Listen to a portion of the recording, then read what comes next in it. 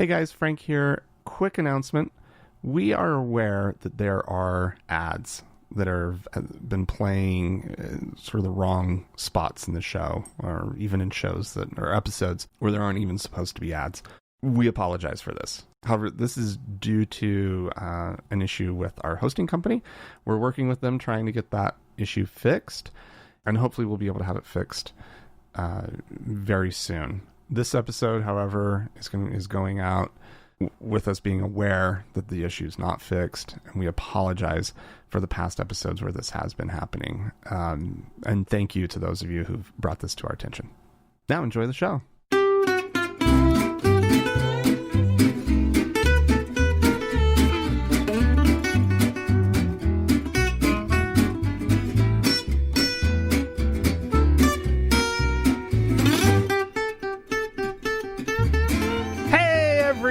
Buddy.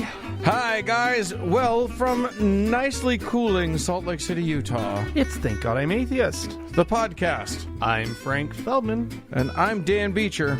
And coming up on the show, Dan, did you know we're going to be talking about QAnon? The new emerging cult of QAnon. I think you mean the new truth. QAnon. I think what we're going to be doing is letting our listeners know what's really going on. Because I don't think they know. We're going to dig truth. deep. We're going to look at all the facts. We're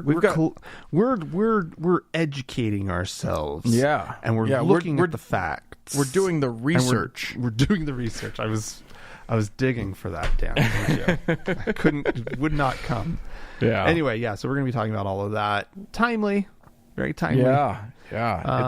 It's the fastest growing religion in the United States of America. It's terrifying. It's absolutely fucking terrifying. Yeah.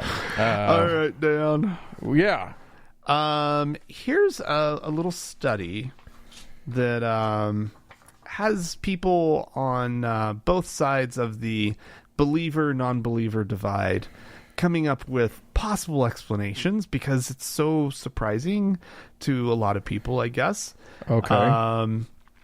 A group of researchers at Baylor University took a deep dive into the Baylor Religion Survey.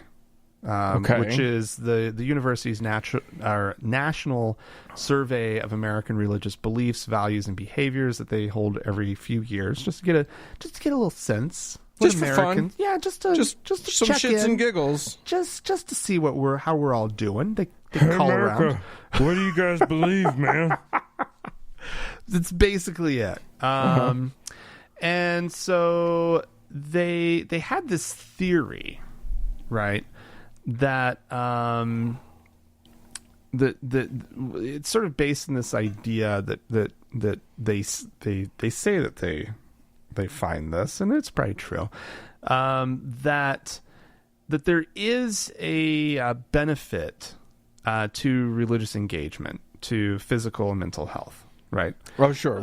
We've seen this studies before, that say that. But they want the people who are religious, like, we don't have a causal relationship established, but people who are religious seem to be a little bit healthier, mentally and physically. Yeah. For some reason. they wanted to look specifically at the issue of sleep, and they thought they knew which direction this was going to come out. Sure. But of course, Christians were sleeping more than these poor atheists who must be up at night,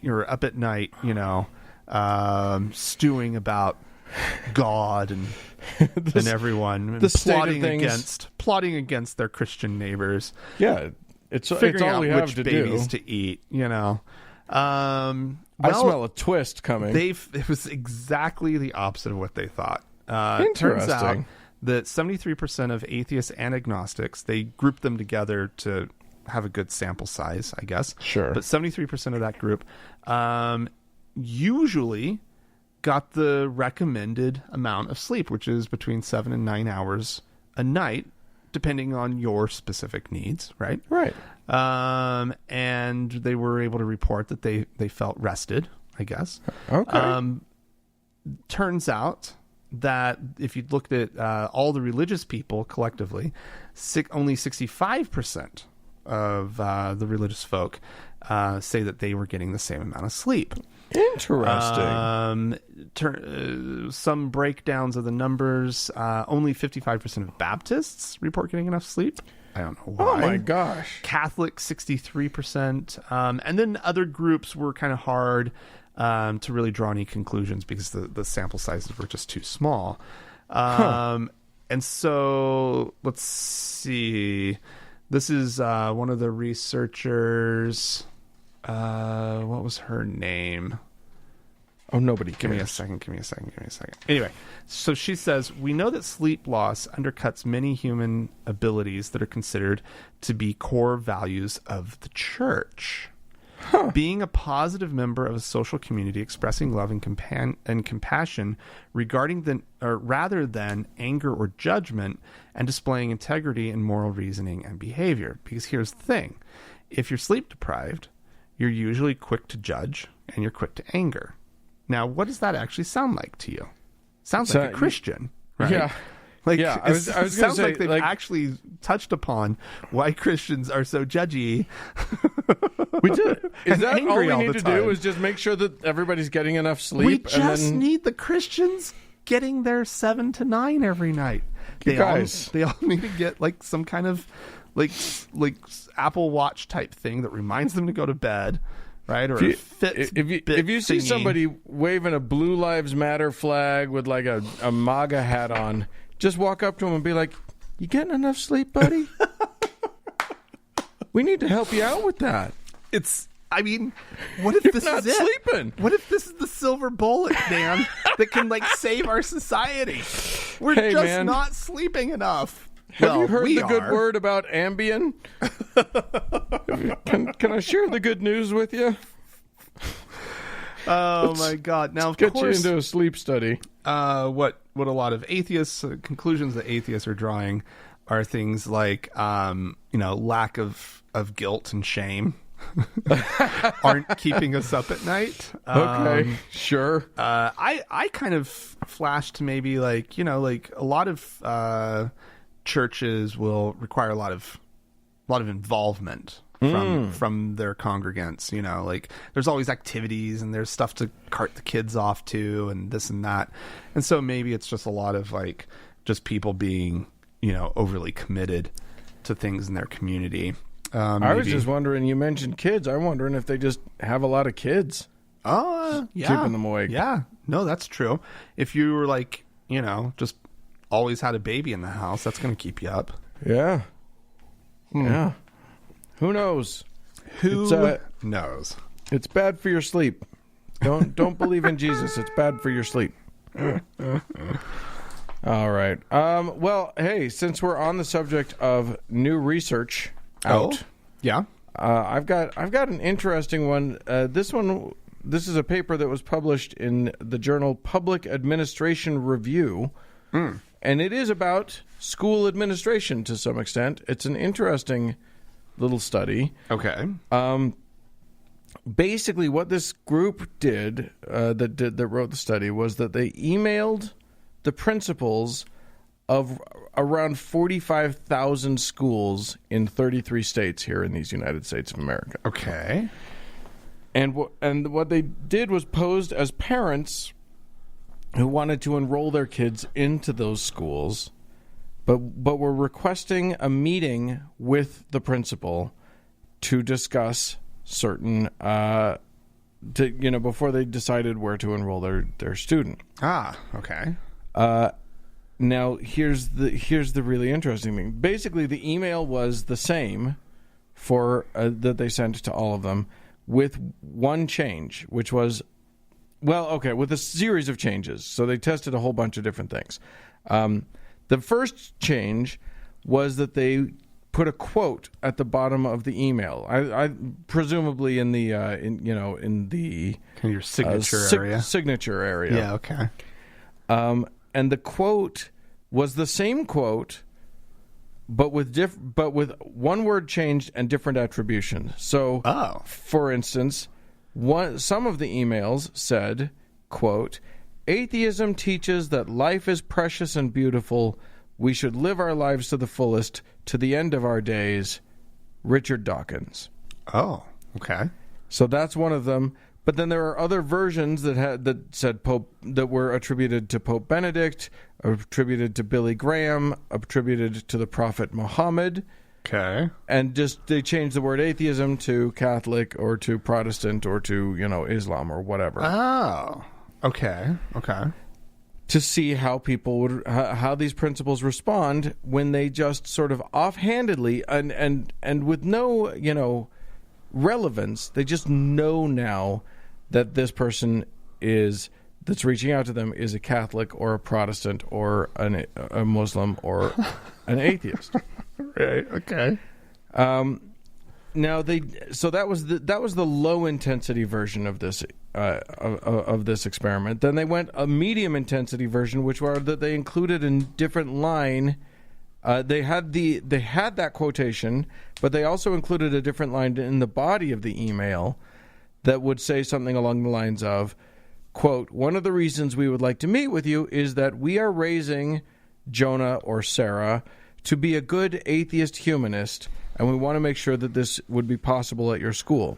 Oh. Or we are raising them to be a good, Muslim and want to make sure, or to be a good Christian and wanted to make sure that was, etc. Right. Yeah. Okay. So, and then the last thing was that they did what they called high-intensity requests. Oh, God. Which said, one of the reasons we'd like to meet with you is that we are raising Jonah or Sarah to be a good atheist humanist and want to protect him or her from anything that runs counter to our beliefs. Okay. So, and again, they would send this also with Christian, with a Christian iteration and a Muslim iteration, etc. Yeah. And they send those out to everybody. And then they sent out a control emails that didn't identify any religion at all. Aha. Okay. Yeah. And it turns out that Muslim and atheist parents are discriminated against for merely revealing their beliefs in the signature part of the email. Oh my God! Literally, they got the probability of a reply decreased by about 4.5%. Oh my! Really? Which is statistically significant. Yeah. In the higher levels, it got significantly higher. Once they were like. So it increased dramatically if they inquire about compatibility of the school with their beliefs or ask for accommodations. So then we're getting up into the 8.7 range or or even 13 percentage points. So these school administrators at public schools, right, are just ignoring the email. Yeah. They just won't even answer. Now, they don't know what this means, but it's very clear that it means that, you're not going to be... There's at least discomfort, right? Because the administrator's I don't know. I can't answer these questions without getting myself into hot water. Yeah, or something. Or just well, fuck you. I don't want you at my school. Yeah. It's what's funny is that it's the same quotation... just with a different attribution, and suddenly it's right. It's this super positive quotation too. Right. It's all about living a good life, and and it's meaningless. It's also a meaningless quotation. Right. But it's it has that a sense of being a very these are good people, right? They're trying to do, but the mere fact that they identify as either Muslim or atheist is enough to cloud that perception, right? Yeah, and we don't know what this means in terms of how how that school would treat an actual atheist or Muslim child, or what we don't know what that ends up meaning, right? But if nothing else, it's clear that that there's a difference in how they're treated, right? And that is delightfully concerning, isn't it? Isn't that fun? Can we get the names of all these school districts? Right. Yeah. Let's break it down by. It doesn't seem to have much to matter much geographically. They didn't. That didn't seem to be a thing. So, fun. There you have it, Dan. We still don't have it figured out yet. It's part of the deal. Yeah. Well, Dan. Yeah. Up in Vancouver, Dan. Yes. In the west end of Vancouver, apparently home to the local LGBTQ community. An incident happened to someone who was trying to do something good. Okay. You're making me nervous. Apparently, this summer, more so than in years past, or maybe even completely just like, maybe it's just worse, or maybe it's never even happened before, but Christian street preachers have shown up with extremely loud loudspeakers. Sure. And they have been... you got to be able to shout everybody down. Yeah. Whoever's loudest wins in the theological world. That's how it works, right? Yeah. Because this is a neighborhood with a lot of members of the queer community, they decided that they were going to just be blasting nasty, bigoted, hateful, homophobic stuff, just screaming into their microphones, basically all summer long. You're saying the preachers. The preachers. Not the nice gay people. The gay people were not screaming in. It's because it's the neighborhood that these street preachers they showed targeted up it into this neighborhood. Well, the neighbors were getting frustrated, right? And this guy by the name of Justin Morissette decides that he's had enough, right? Okay. He says, let's see. He says, I asked them if they were going to stay, if they would at least turn the volume down. Right. Because I really cannot stress enough how obscenely loud these speakers are. You can hear them for blocks and blocks and blocks. Frustrated, he says he grabbed the microphone from the street preacher and refused to give it back. So, okay.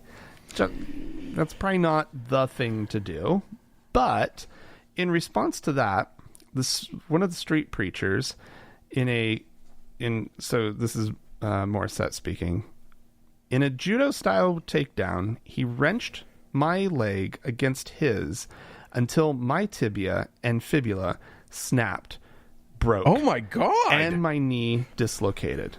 He absolutely 1000% knew that was going to happen when he did that. This was a malicious, intentional break of my leg. To break those leg bones, yeah, you kind of do have to know what you're doing. Yeah, like that's not an easy thing to do. This person was trained. Yeah. And it probably had taken some martial art of some kind. Yeah. So now this guy, Morissette, has a metal rod on the exterior of his left leg. And he's going to be in the hospital for at least a couple more weeks.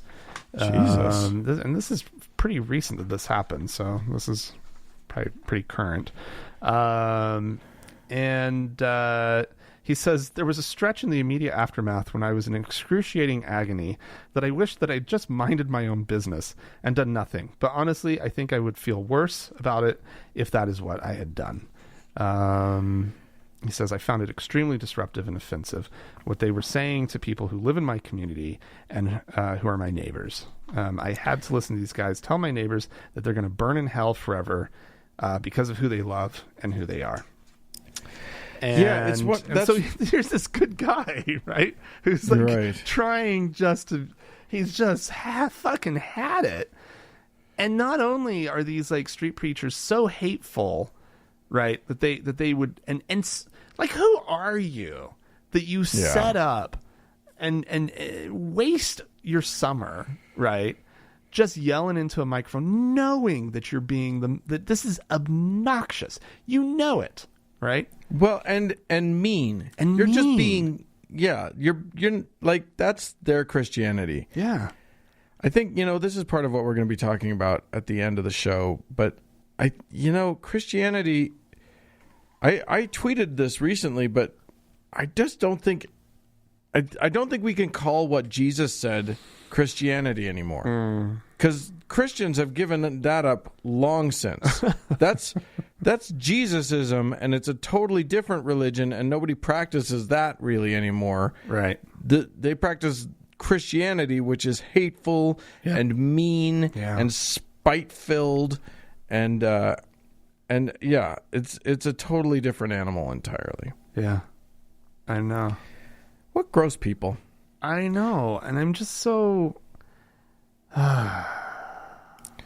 bothered. Yeah. Well, by them. Well, they're so awful. Well, good, because I'm going to keep on bothering you. Because speaking of Christians, I can't handle it anymore. We're going to talk a little bit about Eric Metaxas. I don't know who this is. Should I know this name? You should know this name. Yeah. Who is this? I'm sure we've talked about it. We must have played something from his. What? Anyway, he's got a talk show. What? Okay. Like a radio show called the Eric Metaxas Show. I think I'm pronouncing that right. Anyway, I don't listen to him, but I'm definitely aware that he's out there. And he considers himself quite the intellectual. Oh, does he? I think he went to Yale, and he has an event that he hosts in New York that he calls Socrates in the City: Conversations on the Examined Life. Oh, nice. Okay. So that sounds very smarty. Yeah, but he and so obviously so erudite he is.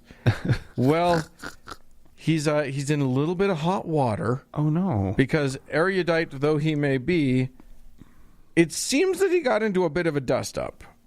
He had apparently been attending the Republican National Convention. He was there for Trump's final speech, the big speech at the end.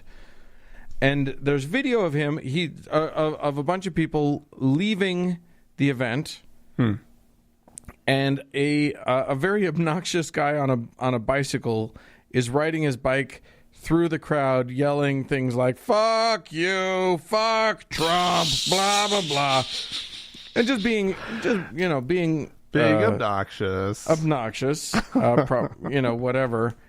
And then you see in this video a guy step up and punch this kid in the back of his head, knocking him off of his bicycle. Holy shit.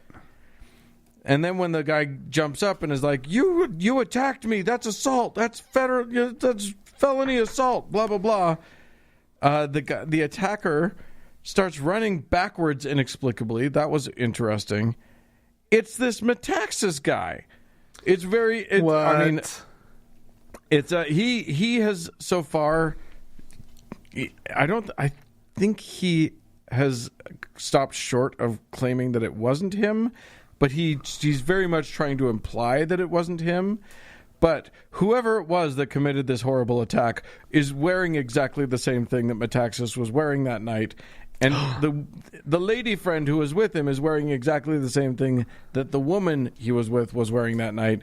And there's in the video there's a woman who keeps shouting, "Eric!" So you tell me, I'm allegedly this dickhead punched a guy and knocked him off of his bike. Sounds like he was framed to me. Like if you really, this sounds like some deep state shit. That's right. Exactly. What happened was they deep faked real life, right?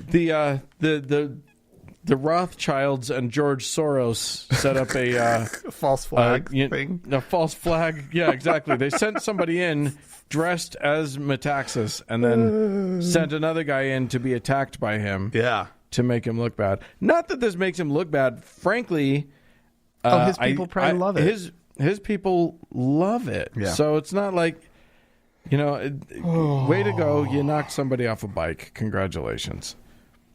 That's the Christians, though. That's what we're talking about. I think that's the theme of the whole show is just Christians say that they're one thing, but let's just pay attention to who they really are, which is a bunch of evil, vile, violent bullshit artists. Right.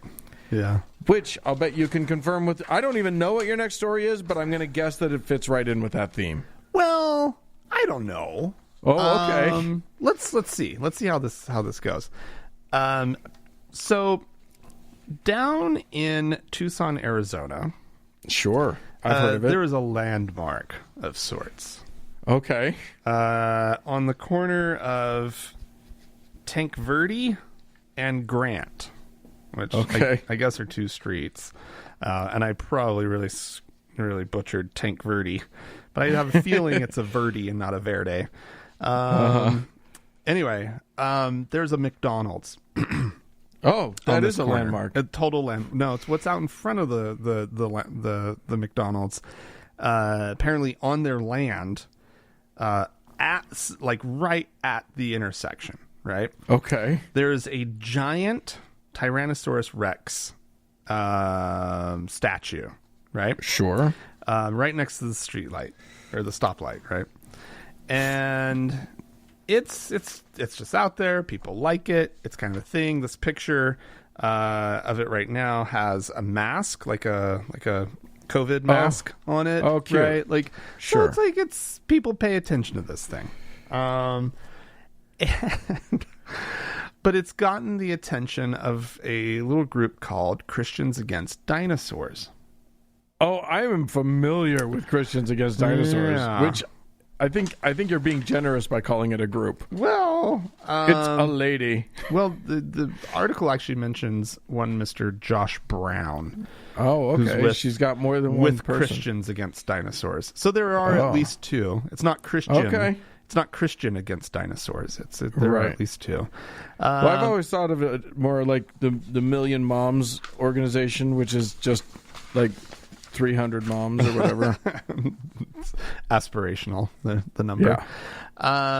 Yeah. So apparently he's been posting on Facebook on the Christians Against Dinosaurs page, and it says, "Please help. This McDonald's has this dinosaur and refuses to move it. This is in Tucson, Arizona. Call the manager and demand the removal of this blasphemy." Right. Because their whole thing, their thing is that they are they're dedicated to the belief that dinosaurs never existed at all, and are in fact a scam perpetrated by scientists, possibly as part of some liberal plot against religion. Right. Yeah, the whole thing really started when this woman went into a natural history museum and made a YouTube video, which she believes with all her heart really sucks it to big science about dinosaurs and how and proves that it's all just a lie. Yeah. Well, apparently there are a lot of people who kind of mock this Christians Against Dinosaurs group, and will post things that are obviously that sort of sound like this on their page, but probably aren't sincere, right? That are just mocking them. But this one, the journalist who wrote this article actually reached out to this Josh Brown fellow, and in order to ascertain whether this was like for real. I mean, his post did have the telephone number of the McDonald's on it, and other contact information, as well as their address to kind of just like and it just seemed very legitimate and sincere, right? And so poor sons of bitches. They I know, right? You're just running a McDonald's. You did something nice for the kids, and you made a dinosaur, and then it's just. So this was his response that he's to this journalist's questions. He says, "It seems to me that every dinosaur story and display or dinosaur themed event is furthering the myth that the Earth is much older than the Bible says it is. Yes, the dinosaur The McDonald's should go away unless they're willing to compromise with a plaque of some kind stating it's a fictional character. So he's fine as long as, it's just... They have a plaque. It's some dinosaur, burger-themed dinosaur character, right? It's Grimace's older brother. Oh my gosh. So anyway, but the management of the McDonald's has confirmed this dinosaur is not going anywhere. So well, good. He will not be bullied by some Facebook group. Oh, it's so sad that they can't get that this obvious myth persists in the country that these creatures were somehow a real thing just because their bones were pulled from the living rock. Oh, amazing. Oh my gosh. Anybody who wants to, by the way, if you're ever in the Western United States and you want to check out something cool in the middle of fucking nowhere, you should go to Dinosaur National Monument. Out in it's actually, I think it's on the Colorado side of the Utah-Colorado border, out by Vernal, Utah. Yeah. Is it Vernal? Vernal. Yeah. It's amazing. It's an awesome thing, and they have just a rock face, a giant cliff face, from which they pulled so many dinosaur bones that at some point they just went, okay, we're just going to stop now. And there's all of these bones that are just protruding from it that you can see, the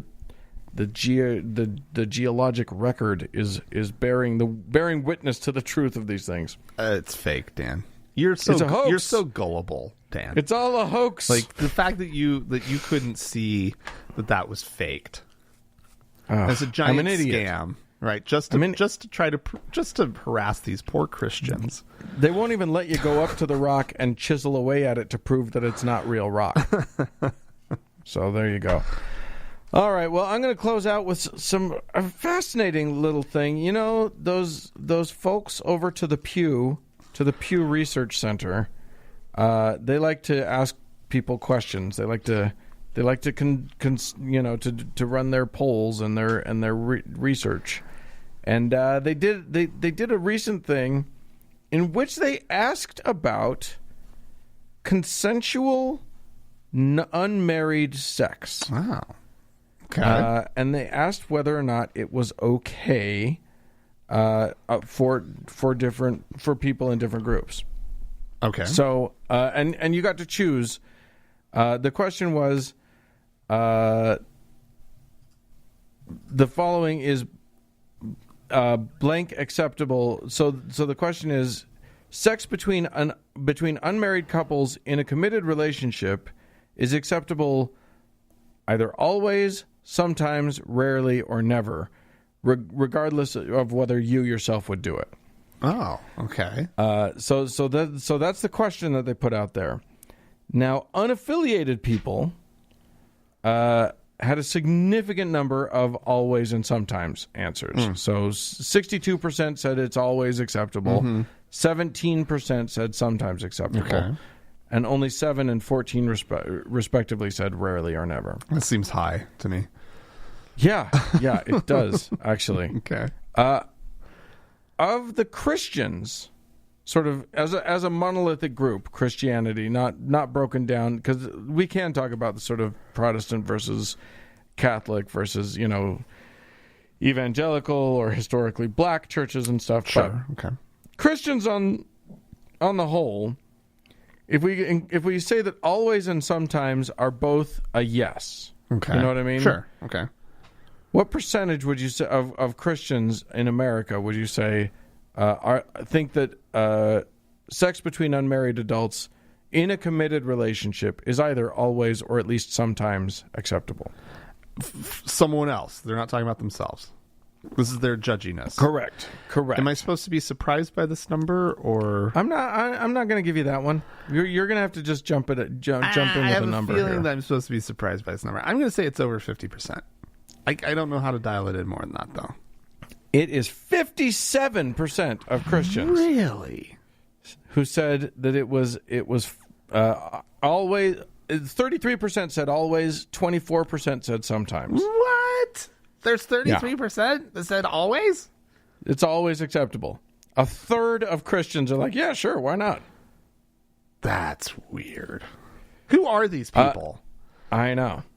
Huh. If it's not if they're not in a committed relationship, those numbers go down significantly. Okay, I guess that's key. But not that significant. I mean, it's still, here's the thing. Only 18% say that it's always acceptable if they're not in a committed relationship. 32% think it's sometimes acceptable. Huh. Now, what about the question that asks, that's 50%. Is it acceptable to go out, get drunk, and look for a one-night stand? Well, that's basically what that one is. You know what I mean? I'd say you have 50% that say that at least sometimes that's fine. I don't think so. No, that's what I'm saying. Casual sex between consenting adults who are not in a committed relationship. That's what that is. I guess so. It just sounds more respectable. Yeah, well. To them, right? Sure. Having sex on a first date, then the number drops dramatically. So yeah, maybe question. That's... Yeah. Oh, okay. They said sex on a first date. Only 3% of Christians say it's always acceptable. Yeah, okay. 16% say it's sometimes acceptable. Huh. Here's an interesting one. An open relationship, meaning a committed relationship where both people agree that it's acceptable to date or have sex with other people. Uh-oh. First of all, I want to say that unaffiliated people are not very okay with it either. Oh, really? Okay. Well, you've got 27% of unaffiliated people who say it's always fine. 27% also, another 27% say it's sometimes fine. So it's only a little over half of the people think it's okay, unaffiliated. Right. But Christians, that's worse than having sex on the first date. Really? Yeah.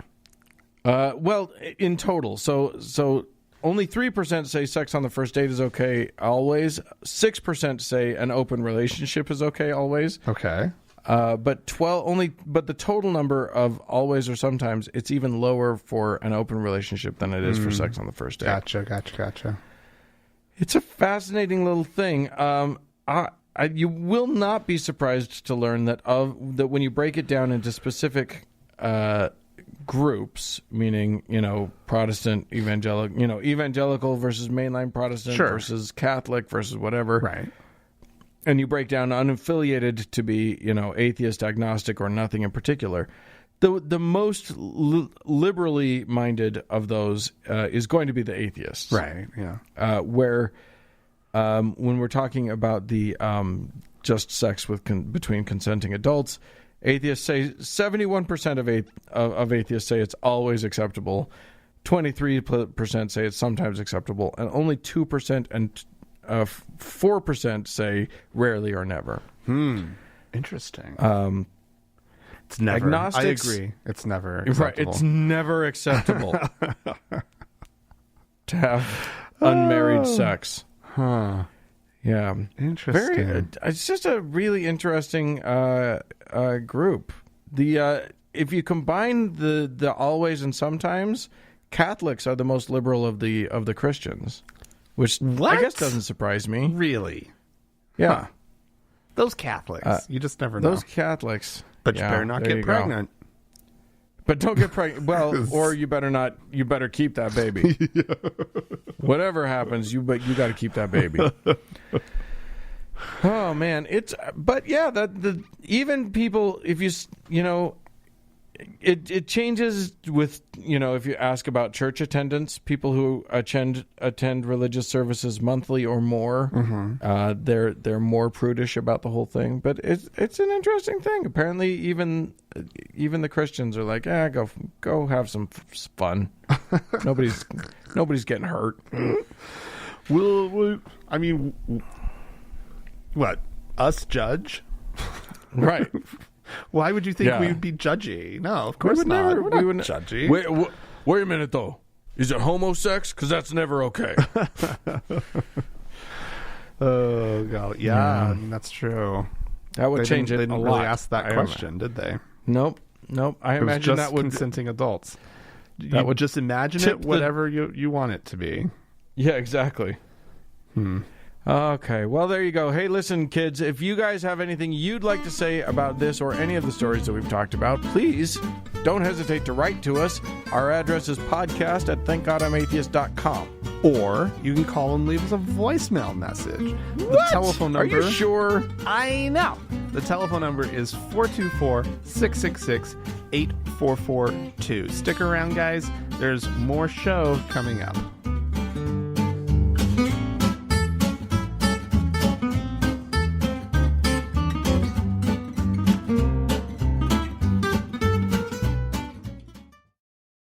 Hey, Dan. Hey.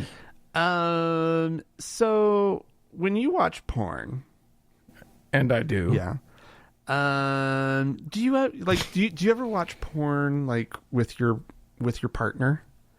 I have done. You have done. Yeah, absolutely.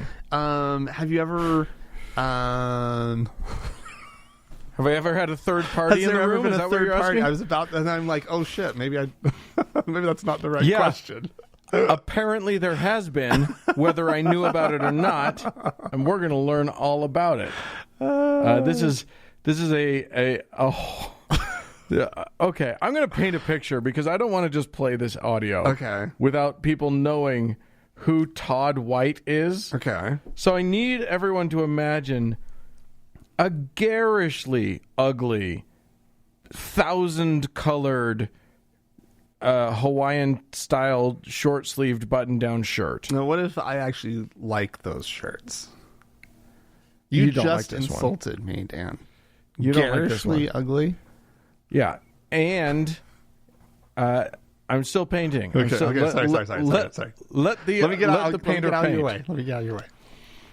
I need you also to imagine... this is an over tan but still white guy. I mean, his name is fucking Todd White for crying out loud. Okay.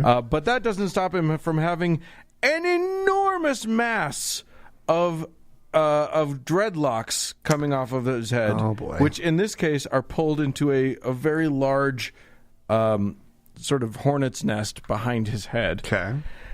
And if you catch how he's walking around, he's in those shoes with all with the individual toes. Those barefoot shoes. Oh God, I hate those. They give me the heebie-jeebies. Anyway, I don't know why, but I just I don't want to see your toes. They're supposed to be in shoes. That's the guy who's talking. Now we can play the clip. Like, well, Lord, to be transparent, I got news for you. Nothing's hidden. He sits in the theater room of your soul and sees everything that goes across your screen, guys. Your whole pornography thing, you think like no one knows it. God's watching it with you. He waits till you reach climax. God, if he only knew me. If he only knew me. If he only desired to know me, I would be his climax.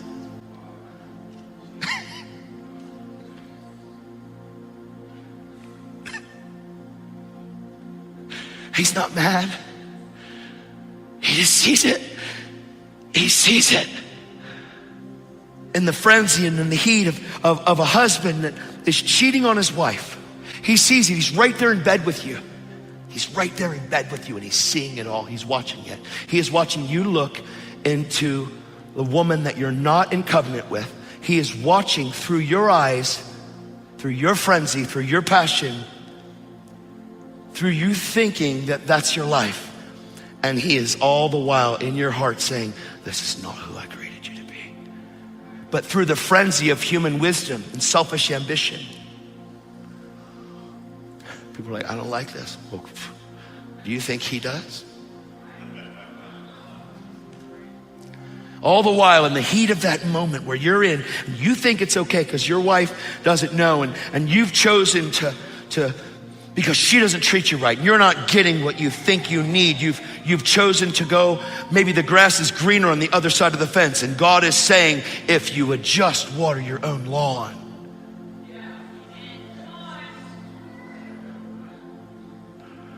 People don't like it when I talk like this. I don't care if you do or not, really. I love Jesus.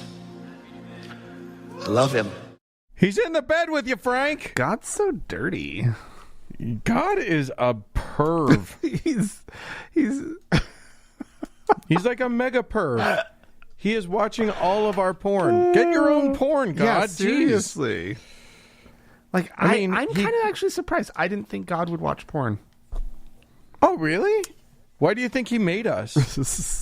I think we are porn for him. That's the whole point of us. That's why we make porn, because we were made in his image. And he's a porn freak. Oh, God, it's amazing. Oh, my gosh. He is a porn freak. He likes to be in... He's like Jerry Falwell Jr. He likes to be in the room when you're having sex with he somebody. likes to look through your eyes.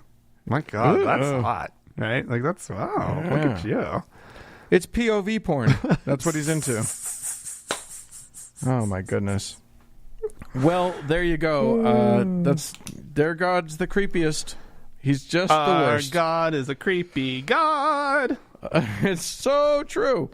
All right. Well, we had some folks write into us. We talked about a couple things. We talked about churches and church houses and what we want to do with them, and we had some folks write in with that.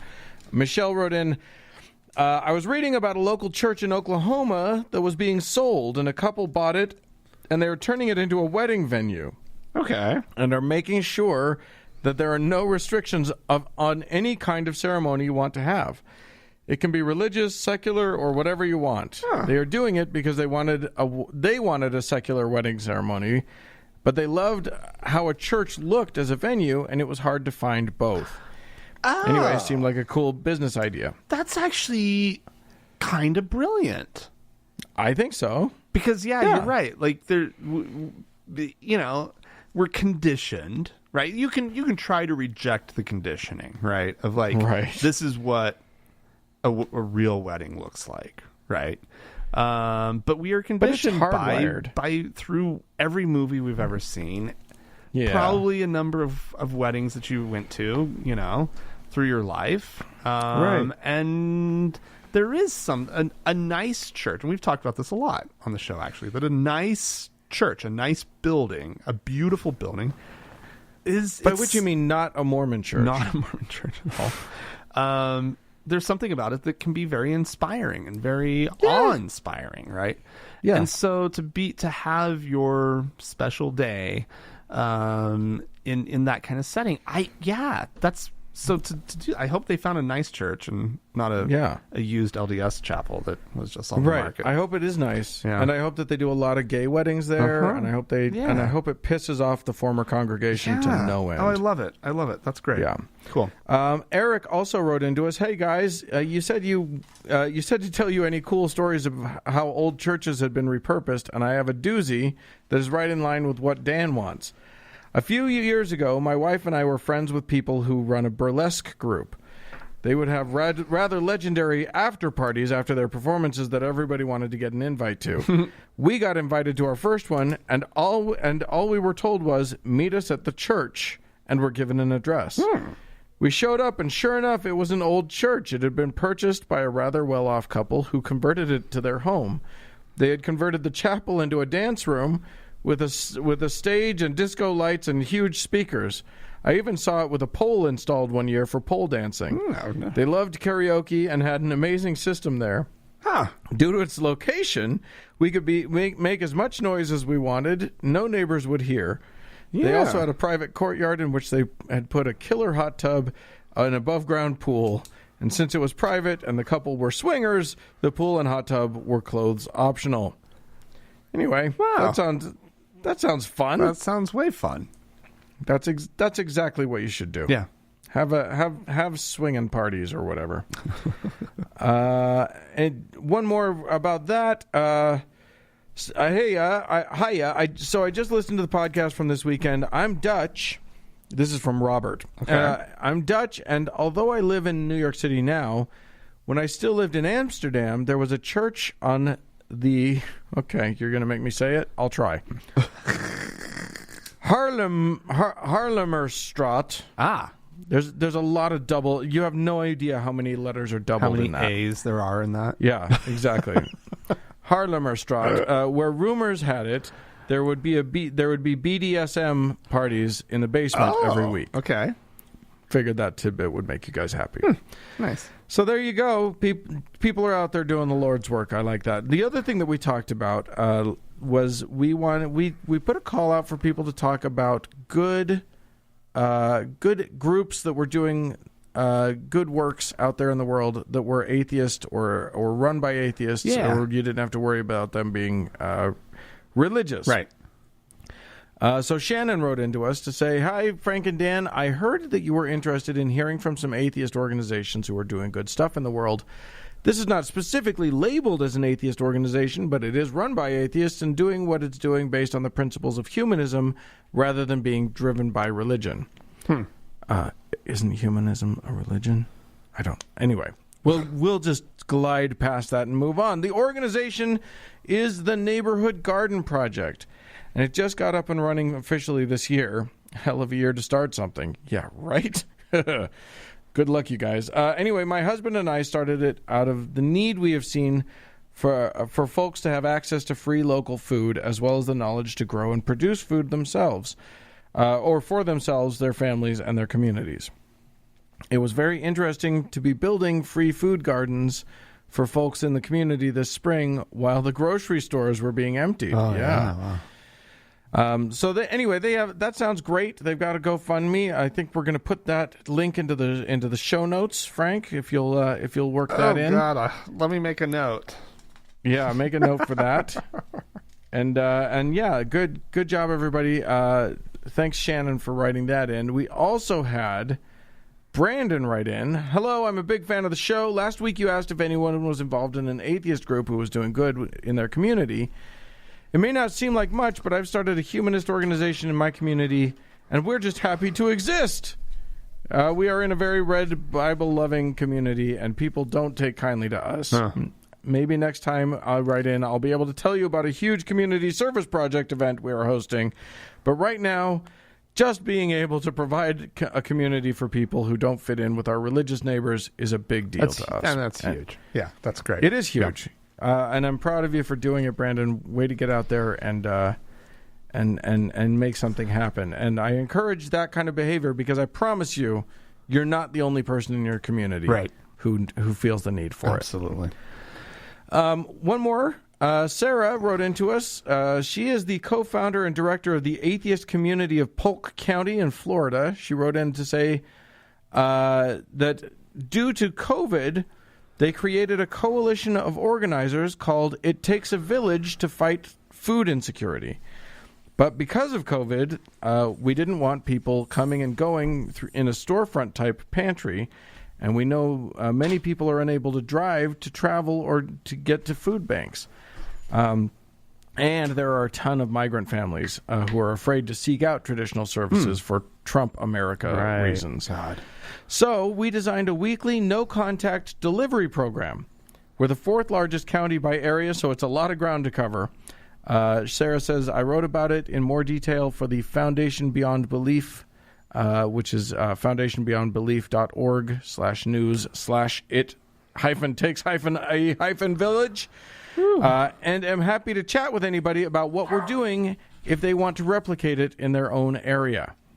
So go look that up. You can find them also at polkatheists.org. That's great. Congratulations to all of you guys. Thanks for putting that stuff out there into the world. That's awesome. good stuff.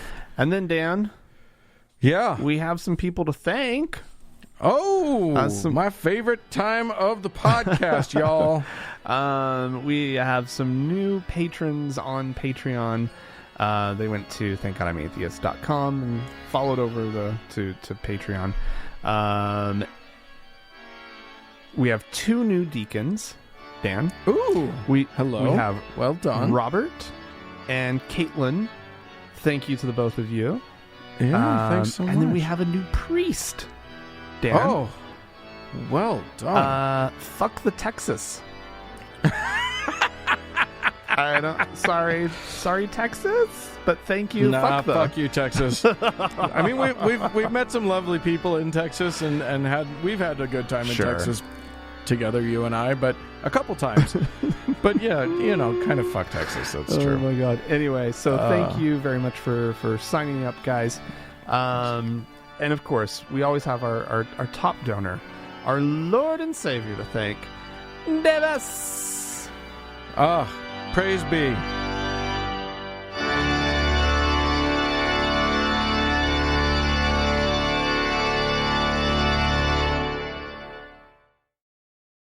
Dan? Hey. So something has happened in these United States. We A lot has happened in these United States. I think a lot of us were noticing a lot of our neighbors sort of losing grip with reality over the past decade. It seems to be really gearing up and picking up steam. This just conspiracy theories have just become a regular part of people's lives, and more people are stumbling into them and have these. I mean, it seemed silly at first. Yeah. It was just every now and then you'd stumble across somebody who was a flat earther, and you'd just be like, "Oh my god, that's nuts!" Right? We're freaking out And about yet- chemtrails, right? Right? Yeah, exactly, or something like that, and you're just like, "Oh, these guys," or somebody's like still a Bigfoot person or whatever. Mm-hmm. And then I think here's I have a personal theory, which is that we had, I don't know if you remember this, it was 300 years ago, but we had a black president. And a whole bunch of racists lost their goddamn mind for 8 years. Yeah. Absolutely apoplectic about this black dude who was who they, in their minds, is like this communist, far left radical leader who is This moderate centrist president. oh my god, right of center by any other world standard. But yes, this guy was so crazy, and ever since then, once they really truly lost their mind, they were primed for someone to step in and just push the crazy button. Yeah. And that someone is Q. Yeah. QAnon, and as the name implies, is an anonymous. We don't know who or what this is, Or how many people. or how many people are involved in this. It's just someone who goes and posts in 4chan and all these sort of crazeball online places and claims to be, an insider. They're deep in the government. Right. They have Q level access to, so they know, this is better than far beyond just, secure, top secret clearance. Right. Yeah. Oh, yeah. And they're spilling the real truth. And at first it was just this sort of nutball thing. We all remember this. There was the whole Pizzagate thing, right? Oh my God. Where QAnon was saying that there was this huge conspiracy by Washington insiders to traffic children for sex trafficking and other things, and boy, it gets nutso. But this was a pedophilic trafficking ring run by very powerful, all Democrats, mind you, in Washington D.C.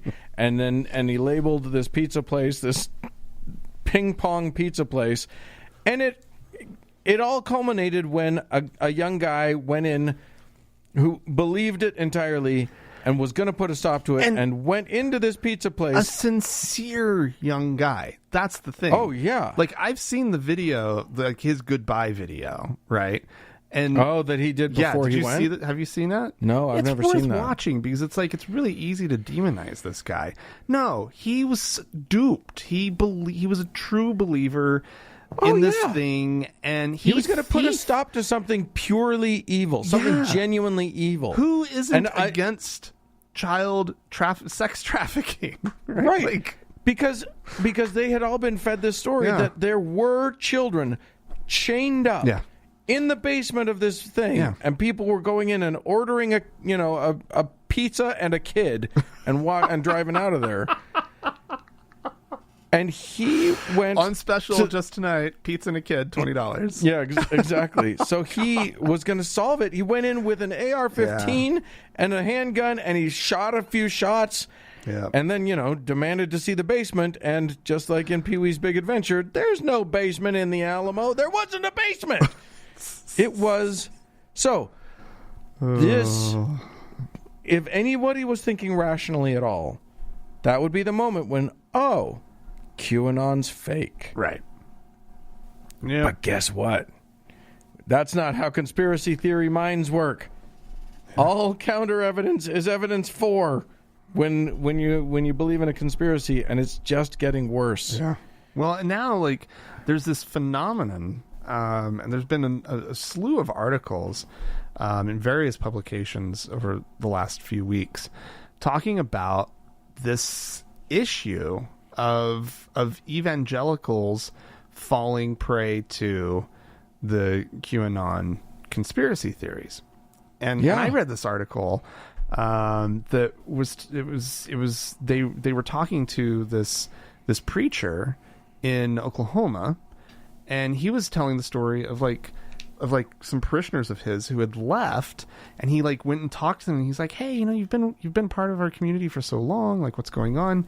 And it became really clear to him right away that they had gotten into QAnon conspiracies.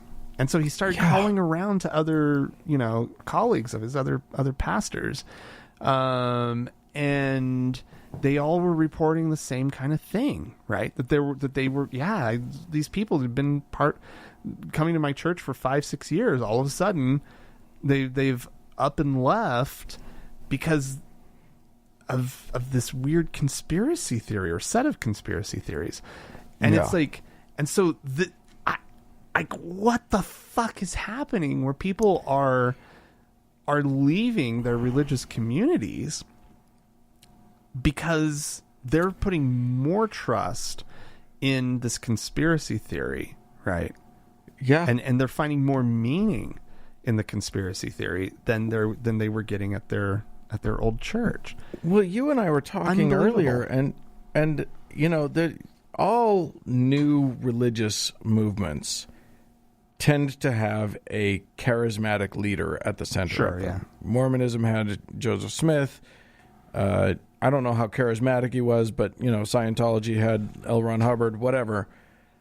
This charismatic leader, nobody, even his or their or her followers have no idea who this person is.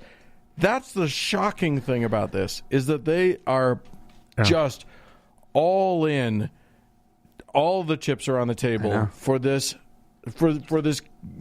cult leader who has not yet revealed their identity. It's amazing. Yeah, well, it's sort of like we are now really getting to see what a digital age, the rise of a new cult or movement or whatnot in the digital age, what that looks like, right?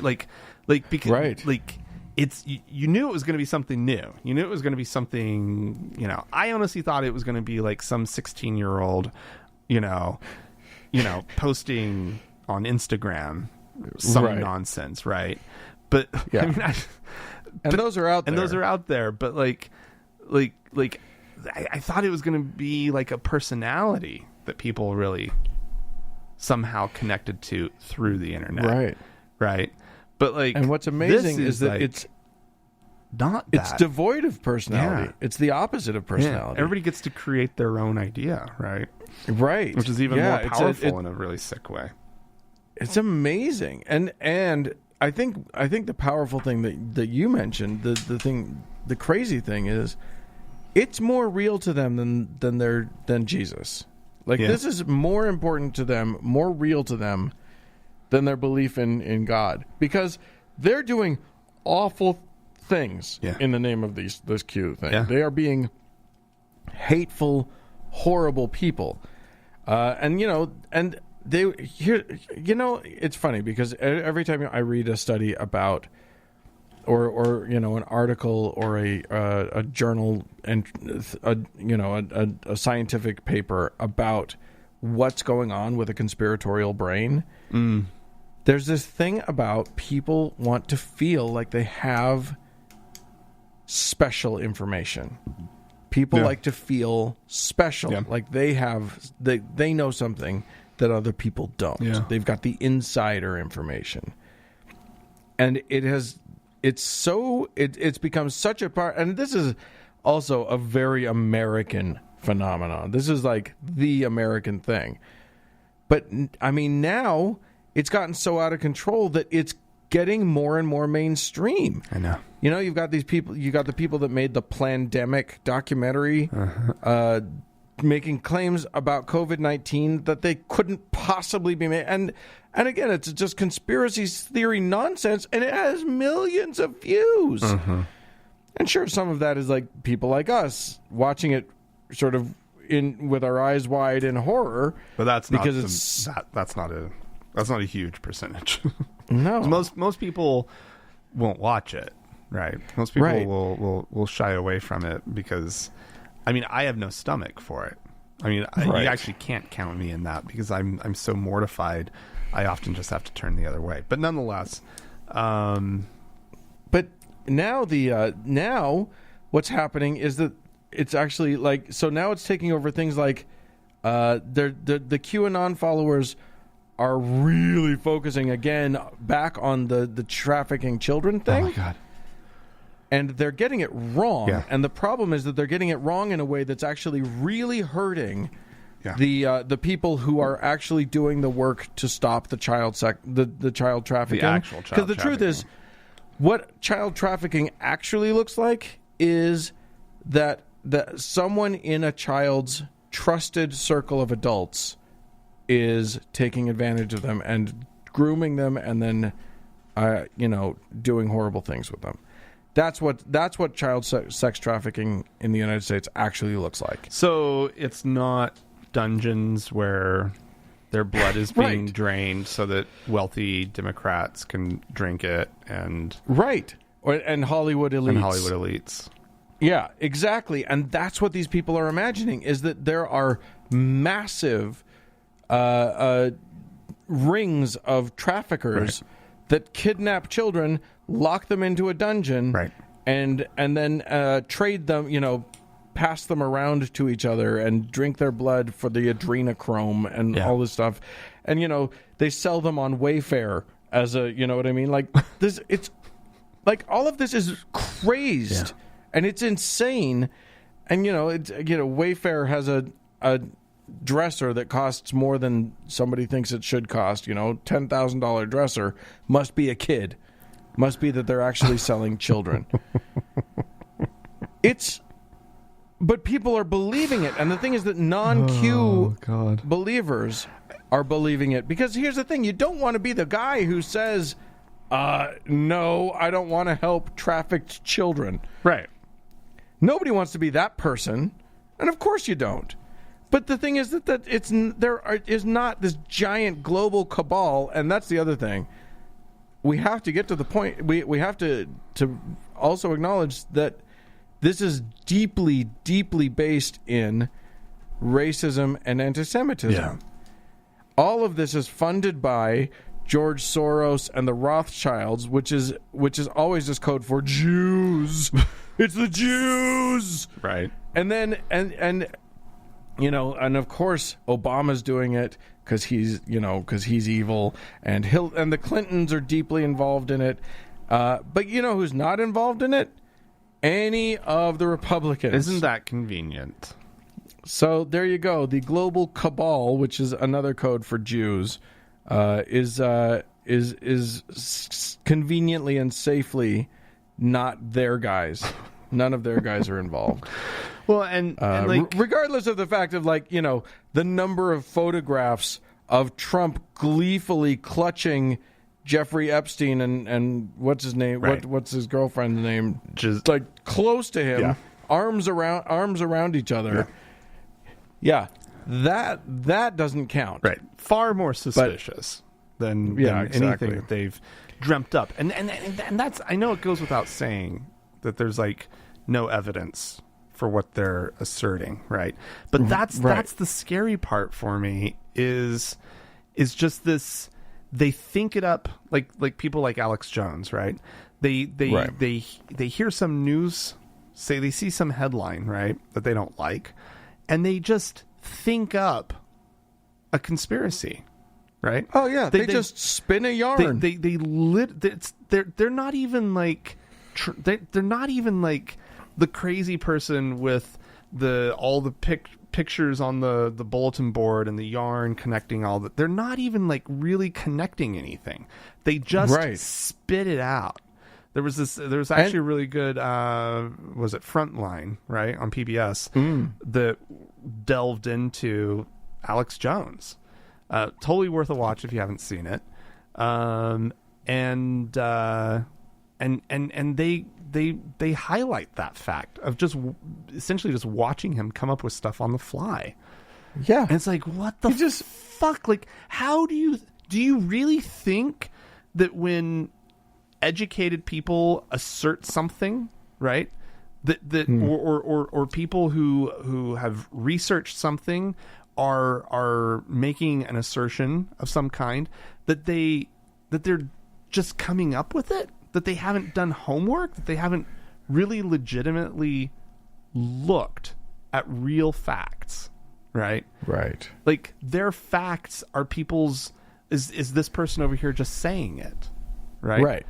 And if you're not, and the followers, the listeners of these things, the people who are born again Q / Infowars / whatever followers, they're not fact checking these people, or if they are, they're doing it within that bubble. Right. So they're bouncing new ideas off of each other, and that's the other thing is that Q says something, and then their echo chamber bounces it back and forth, and suddenly it's not just this pizza place, because the whole Pizzagate thing just started with when WikiLeaks, somebody hacked into John Podesta's email. Right. Yeah, that's an amazing story. And he just started, they noticed that he emailed about pizza. This, the pizza place actually, the owner let Democrats have events there, like fundraising events. Yeah. So they kept talking about pizza. And suddenly, like, people are theorizing that, like, has anybody thought of maybe, what if pepperoni pizza means a boy and pasta means a girl and blah, blah, blah, and they're just riffing, and then it just becomes a fact that they all know. Right. It's insane. It's disgusting, awful. And that's what we're contending with right now in this country. Yeah, right? And meanwhile, people, Donald Trump is like, he doesn't disavow this. No, he's dialed in. Like, he loves this shit, right?